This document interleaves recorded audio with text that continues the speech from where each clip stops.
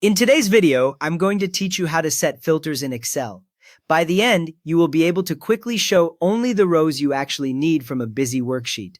First, launch Excel on your device. Once you open it, give it a second to load until you see the main Excel start screen. On this screen, you usually see a list of recent files on one side and options like blank workbook templates in the middle.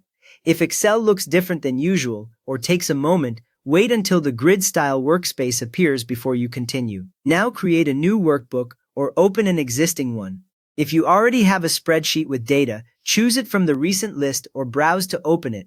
If you are starting fresh, pick a blank workbook so you get the empty grid with column letters at the top and row numbers along the side. Filters only make sense when you have data arranged in columns, so make sure your column headers are in the first row of the table area, such as labels like date, name, or amount.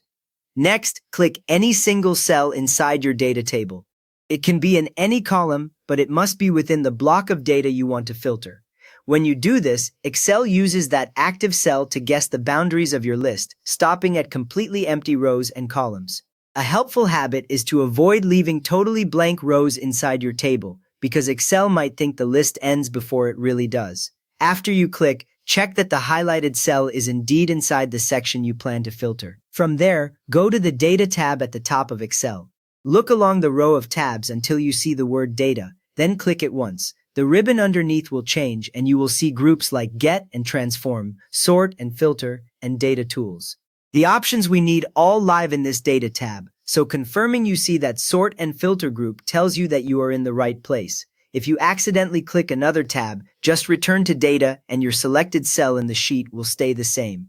Now click the large filter button with the funnel icon inside the Sort and Filter group. As soon as you click it, tiny drop-down arrows appear in every header cell in the top row of your table. That visual change confirms filters are now turned on for your data. Each arrow controls the filter for that single column, so you can later choose to show only certain values or hide blanks without affecting other columns.